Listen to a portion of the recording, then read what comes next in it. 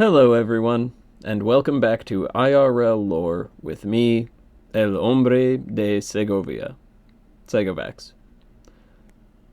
Today we will be investigating the death of Dumuzid, starting with a Sumerian language hymn to Dumuzid told from the perspective of Inanna, lamenting the fate which she chose and ensured for her lover. It's a short text, but serves as a handy introduction to Dumuzid and his major character trait of being previously bountiful and Inanna's boyfriend, but now dead, as well as offering a handy example of the Sumerian style of writing, which we can then compare to another hymn on the same subject but in Babylonian, showing how the evolution of written language allowed it to become more adaptable and able to convey more specific and more concrete meanings. Let's begin. Hymn for Dumuzid. Oh, right, they call him Tammuz in this, but it's just another name for Dumuzid. Okay, here we go. Tammuz, the Lacuna, abides here no more. The Lord of Destiny abides no more. He of Wailings abides no more. The Lord of Destiny abides no more. I am Queen, my consort abides no more. My Damu abides no more. Dagalushum Galana abides no more. The Lord of Aralu abides no more. The Lord of Durgur Guru abides no more. I'm going to stop chanting abides no more and just list off the things she lists.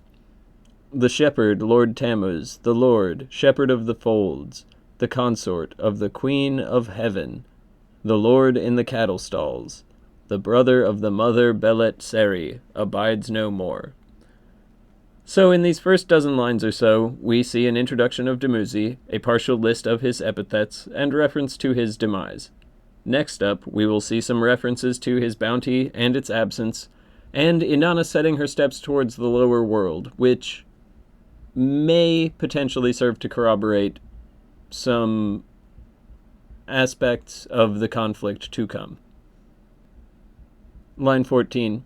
He who causes the sprouting in the land, the heroic lord of the land, abides no more. When he slumbers, the sheep and lambs slumber also. When he slumbers, the she-goats and the kids slumber also. As for me, to the abode of the abyss I set my thoughts, to the abode of the exalted one I set my thoughts. I will say, O hero, my lord, ah me! I will say, food I will not eat. I will say, water I will drink not. I will say, my good maiden. I will say, my good husbandman. Thy Lord, the exalted, unto the netherworld has taken his way. Thy, Lacuna, the exalted, unto the netherworld has taken his way. Then, on the reverse of the tablet, because of the exalted one of the netherworld, him of the radiant face, yea, radiant, of the exalted one of the netherworld, him of the dove-like voice, yea, dove-like, because of the exalted one, because of the Lord. Food I eat not, because of the Lord. Water I drink not. So then it repeats the formula of my good maiden, my good husbandman, the hero your lord, has suffered great destruction. The god of grain, the child your lord, has suffered destruction. His sacred look bestows peace no more. His sacred voice bestows salvation no more. Lacuna in his resting place, like a dog he slumbers. My lord in his Lacuna, like a raven slumbers. In solitude he himself is, my lord, for whom the wail is raised. 41 lines, a psalm on the flute to Tammuz. Next up, we have another hymn to Dumuzid, this one a bilingual Assyrian-Babylonian one from Ashurbanipal's library. I've mentioned it several times now, so I guess now's as good a time as any to explain what it is, Ashurbanipal's library, to give you a better idea of the provenance of these texts. You're probably familiar with the Rosetta Stone, a triple stela containing the same message in, I can't remember, like Greek, Aramaic, and the third one was Egyptian hieroglyphics, which proved invaluable in translating their previously indecipherable texts. And you may be aware of the Indus Valley civilization, contemporaries of, or at least of similar antiquity to, the Sumerians, who left a similarly prolific text corpus, but sadly, one as yet untranslatable into any modern language. Now, the reason we can understand these Sumero-Akkadian texts is one, because Hebrew is still spoken, and can offer many insights into the Akkadian from which it descends, and we may have been able to reverse engineer the Sumerian based off of that, but also two is because of Ashurbanipal's library. Not only did this ancient king share my interest in these Mesopotamian texts, but he also took strides to make them available and intelligible to others. It wasn't just the myths themselves found in the ruins of his library. We also found there treatises on how to read and translate Sumerian. Where in Egypt we found the Rosetta Stone, for Mesopotamia we basically found Rosetta Stone, the modern language learning program. Thank you, Ashurbanipal. Very cool. Okay, sorry for the tangent. On to the next hymn. This is the bilingual Babylonian-Assyrian one. Where are tied the ewe and her lamb? Where are bound the she-goat and her kid? Ewe and her lamb they carry away as spoil. She-goat and her kid they carry away as spoil. Ewe and her lamb they cause to be slaughtered. She-goat and her kid they cause to be slaughtered. I, a hero, go to the conflict, the way of no return. Hero, the Lord of healing, alas, my Lord, my Damu, alas, son, Lord Gishzida. So I think Gishzida means the good tree, such as in component of the name of another god, the prince of the good tree, Ningishzida. These two, Dumuzid and Ningishzida, are somewhat similar, both seeming very good-natured and with no mortals having anything bad to say about either one. I'm not sure if I've ever seen them appear together in the same text even, but, and I'm just speculating here, it seems plausible that they could have been colleagues, administering similar regions, friends, possibly even a collaborator with Dumuzid in some gone native scheming, as Nabu is to Marduk.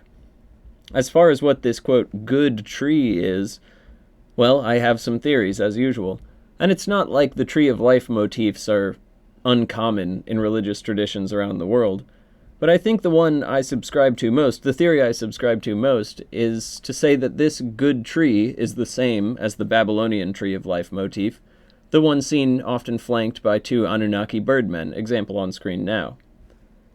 Do you notice it seems to be caged? Like there's diagonal bars wrapping around and over the tree and each other? Almost like the ancient sculptor was attempting to evoke an enveloping swirl, as much as he could, being limited by the bas-relief medium. An enveloping swirl much more faithfully recreated, perhaps, by later Ionian depictions of the Asclepian and caduceus, single or double helix, symbols for medicine since time out of memory. Oddly specific, but I'm sure it's just a coincidence. Myth for ritual purposes, trust the experts. Line 15. Alas, Lamga, Lord of the Net, alas, O Prince, Lord of Prayer, alas, God of wailing and shining eyes, alas, my heavenly wailer, alas, Dagalushum Galana, alas, brother of the mother Beletcheri. He has gone to the earth, he has gone to the bosom of the earth, and the dead are numerous in the land. With wailing for him in the day of gloom has he gone, in the month of thy year which brings not peace hast thou gone.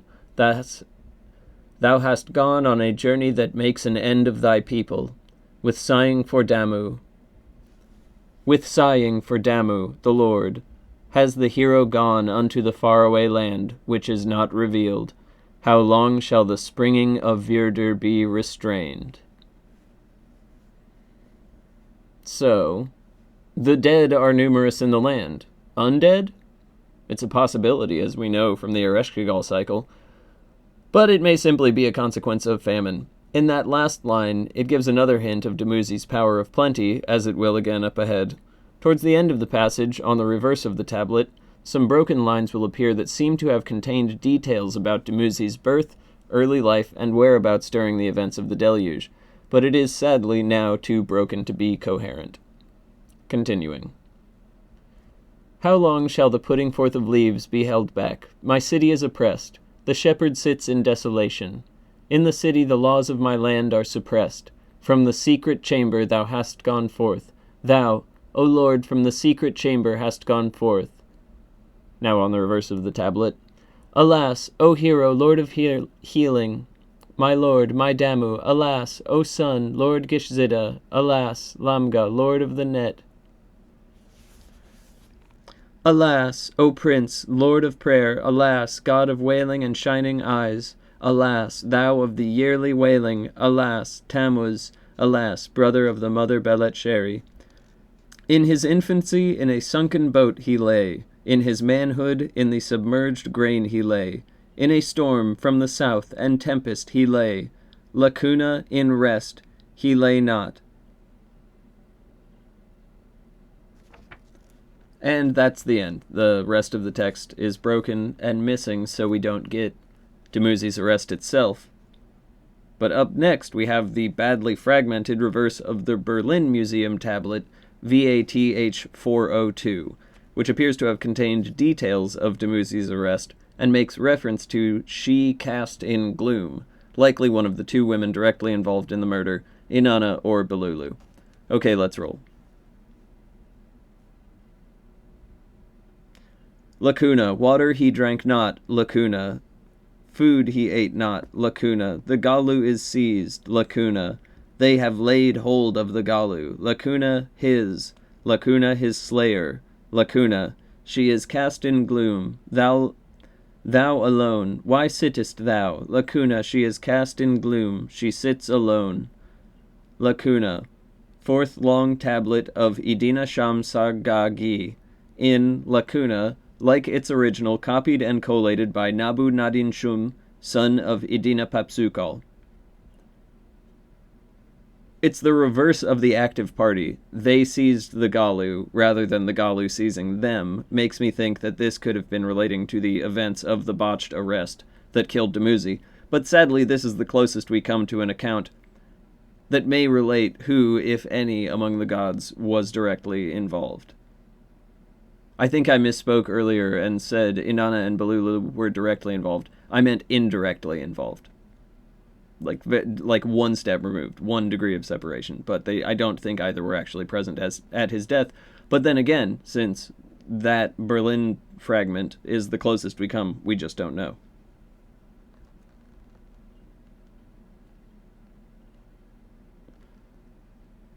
So that brings us to our main course. A text called Inanna and Belulu. Belulu was initially mistranslated as Bilili, and a lot of translations still have this error, and sadly this is how I learned the name initially. So, fair warning, I may lapse between the two. But I'm referring to the same character when I say either Belulu or Belili. It's kind of like how there's variation between texts with Enlil or Elil, Humbaba or Huwawa. The difference with those cases is that either one is correct, while here, Belili is not. It's just a mistranslation. A misreading, I guess. Mistransliteration. I'm not totally sure. In any case, Inanna and Belulu, translation. She can make the lament for you, my Dumuzid, the lament for you, the lamentation reach the desert. She can make it reach the house of Arali. She can make it reach Batibra. She can make it reach Dulkuba. She can make it reach the shepherding country, the sheepfold of Dumuzid, lacuna. 20 lines fragmentary or missing. Line 26. Lacuna, she broods on it. O Dumuzid of the fair-spoken mouth, of the ever-kind eyes, she sobs tearfully. O you of the fair-spoken mouth, of the ever-kind eyes, she sobs tearfully. Lad, husband, lord, sweet as the date, lacuna. O Dumuzid of the fair-spoken mouth, of the ever-kind eyes, she sobs tearfully. It repeats that once more. She sobs tearfully. Lad, husband, lord, sweet as the date, O Dumuzid, she sobs tearfully.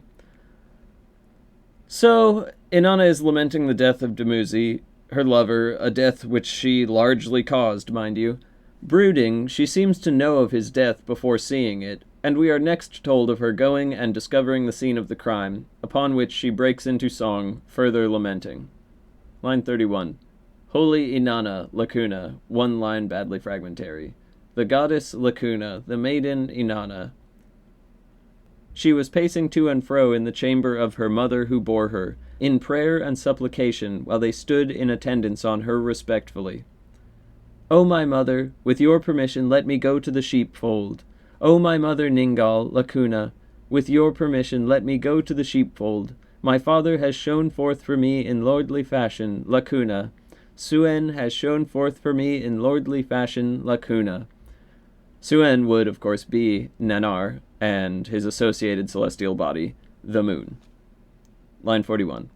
Like a child sent on an errand by its own mother, she went out from the chamber. Like one sent on an errand by Mother Ningal, she went out from the chamber. Full knowledgeable my lady was, and also she was full apt. Full knowledgeable holy Inanna was, and also she was full apt. Beer stored in remote days, in long past days, lacuna, circa 19 lines missing. Picking back up at line 65. Lacuna from the sheepfold, 1 line missing. Lacuna to the house of old woman Belulu. There the shepherd, head beaten in. Lacuna, Dumuzid, head beaten in. Ama akumgal ana, head beaten in. Lacuna.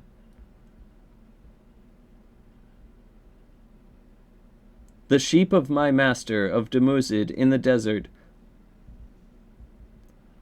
Someone unknown is speaking here. The sheep of my master of Dumuzid in the desert, lacuna, O Inanna, a man who was not the shepherd was returning beside my master's sheep. The lady created a song for her young husband, fashioned a song for him. Holy Inanna created a song for Dumuzid, fashioned a song for him. O you who lie at rest, shepherd, who lie at rest, you stood guard over them. Dumuzid, you who lie at rest, you stood guard over them. Ama akumgal ana, you who lie at rest, you stood guard over them. Rising with the sun, you stood guard over my sheep. Lying down by night only, you stood guard over my sheep. These next paragraphs will introduce 3 characters, Belulu, her son Jirjire, and his associate, Sira of Edin Lila. Circumstances would make it appear as though Jirjire has killed and robbed Dumuzid for his cattle and grain. However, the seeming prestige and strange epithets given to them, specifically Siru, make me think they're no mere mortals, and that determining their identities is crucial to understanding the events described and the motivations behind them. I have a theory, but let's allow the text to speak on the matter first. Line 81.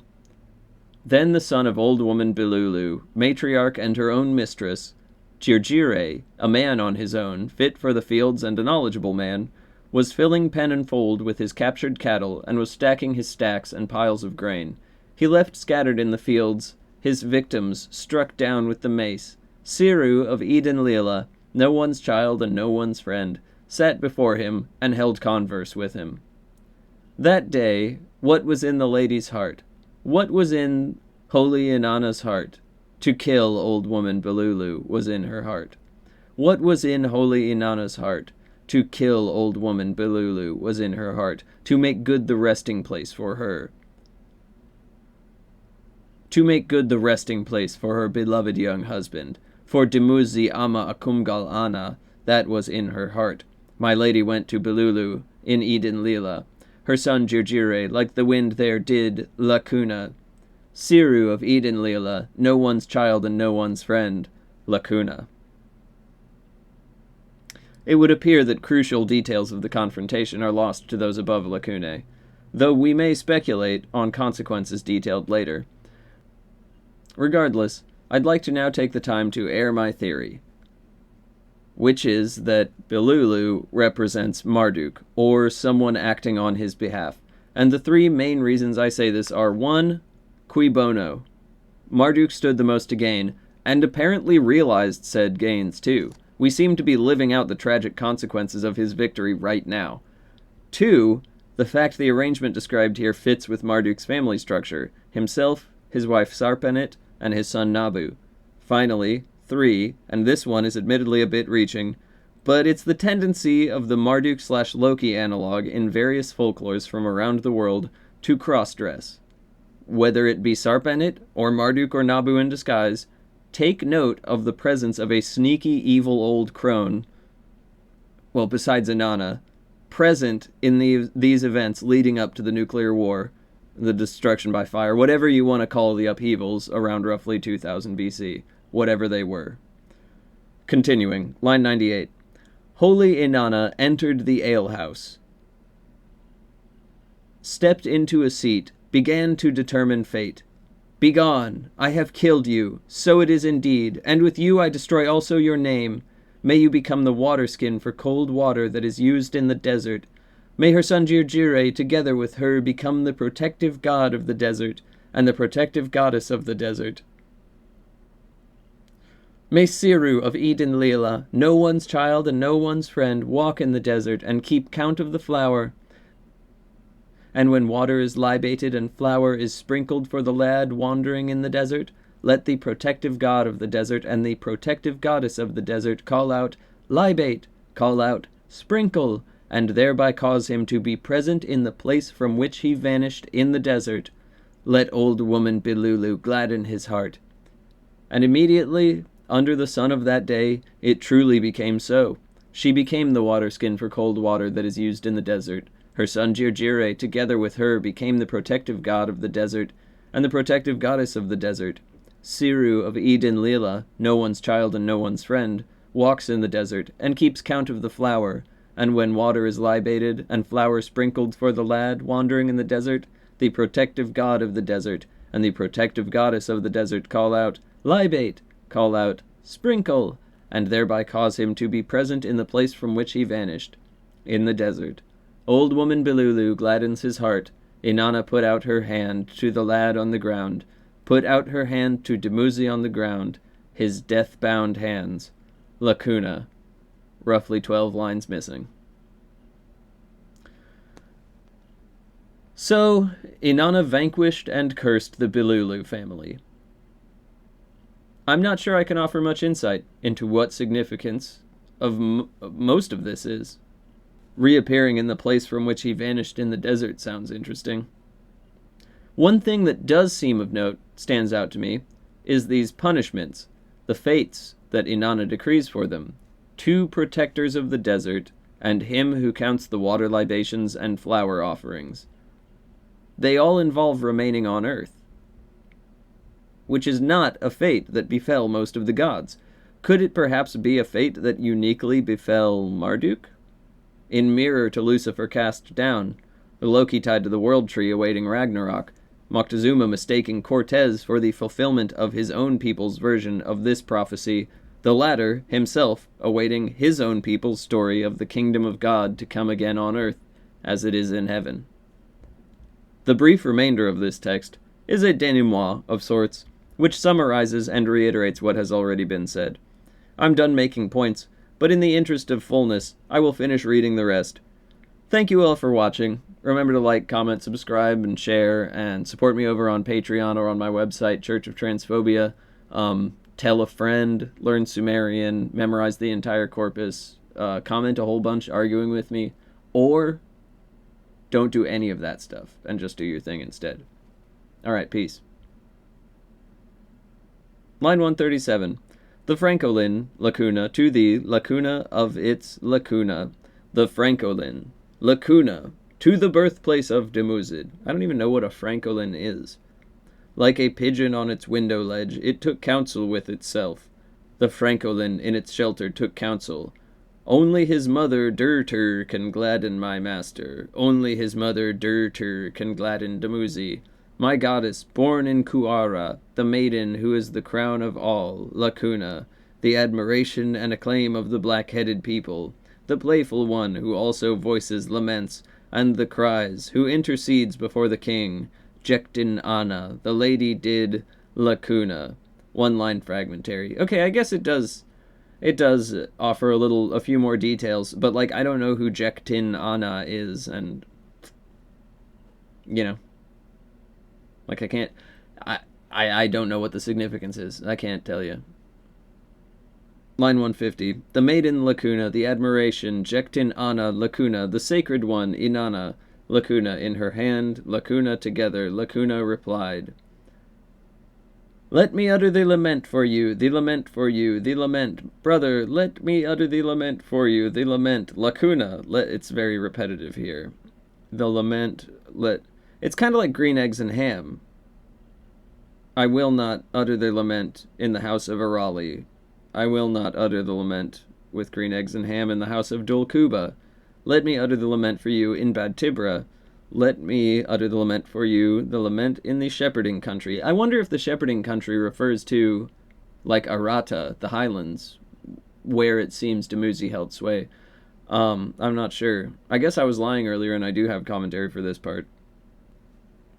How truly the goddess proved the equal of her betrothed. Yeah, if you mean in the sense of, like, an even match, someone you may lose against. Woof. How truly holy Inanna proved the equal of the shepherd Dumuzid. It was granted to Inanna to make good his resting place. It was granted to the goddess to avenge him. Let me so she sings the Let Me Utter the Lament for You song again. How truly she proved the equal of Dumuzid, avenging him by killing Pelulu. Inanna proved equal to him. An Ulila song of Inanna.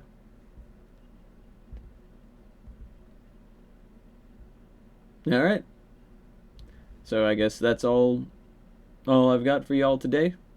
Now goodbye for real. Thank you for watching this far, and sorry for lying earlier. I didn't mean to. Remember to like, comment, subscribe, and share, and support me over on Patreon and on my website, churchoftransphobia.com. Peace, bye!